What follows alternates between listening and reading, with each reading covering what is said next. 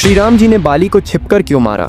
इसके पीछे का सबसे बड़ा कारण हनुमान जी ही थे। आखिर ऐसा क्या हुआ था कि श्री राम जी को बाली को छिपकर मारना पड़ा? और क्या श्री राम जी भी डरते थे कि अगर वो बाली के सामने गए तो बाली उनकी आधी शक्ति हर लेंगे और कहीं बाली उन्हें हरा न दे? और इस कहानी में हम ये भी जानेंगे कि क्या हुआ जब बाली ने हनुमान जी को युद्ध के लिए ललकारा। तो चलिए शुरू करते हैं आज की कहानी। कथा में आगे बढ़ने से पहले बाली के बारे में कुछ बातें आपको जान लेना चाहिए। कथाओं में ऐसा कहा गया है कि बाली इंद्र के धर्मपुत्र थे और इंद्रदेव से ही उन्हें एक अजेय माला मिली थी, जिसे पहनकर बाली की शक्तियां 1000 गुना बढ़ जाती थीं।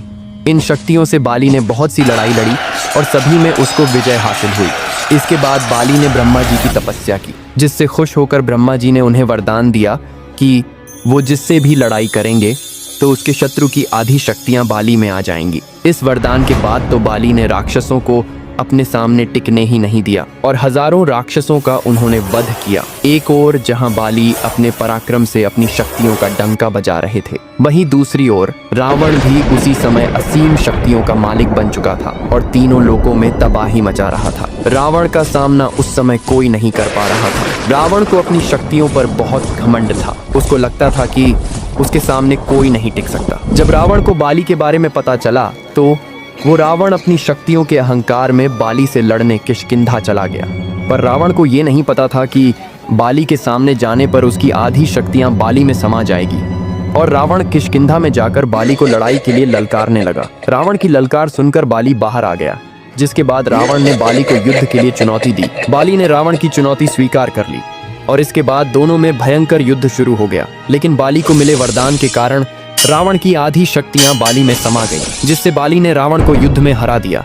इसके बाद बाली ने रावण को अपना बंदी बना लिया। रावण से जीतने के बाद बाली को अपनी शक्तियों पर बहुत ज्यादा घमंड हो गया था और अपनी ताकत दिखाने के लिए रोज रावण को अपनी बगल में लेकर घूमने जाने लगा। इसके बाद रावण ने बाली से माफी मांगी और दोनों के बीच मित्रता हो गई। लेकिन इसके बाद बाली का घमंड आसमान छूने लगा। एक दिन बाली अपनी शक्ति के घमंड में चूर जंगलों में घूम रहा था और पेड़ पत्थरों को उखाड़ उखाड़ कर फेंक रहा था। उसी जंगल में हनुमान जी श्री राम जी का जप कर रहे थे। जब बाली हनुमान जी के पास पहुंचे तो उन्होंने हनुमान जी से कहा कि क्या पूरे दिन राम नाम जपता है? राम नाम को छोड़कर अपने राजा बाली का जप करो। हनुमान जी ये सुनकर मंद मंद मुस्कुराए और वापस अपनी भक्ति में लीन हो गए। ये देखकर बाली को बहुत गुस्सा आया। बाली ने हनुमान जी से कहा कि मैं तुम्हारे राम से ज्यादा शक्तिशाली हूँ और कहा कि अगर तुम्हारे राम मेरे सामने आ जाए तो मैं उन्हें भी हरा सकता हूँ। जब तक बात खुद पर थी तब तक हनुमान जी ने कुछ नहीं कहा, लेकिन जब बात उनके प्रभु पर आई तो हनुमान जी नहीं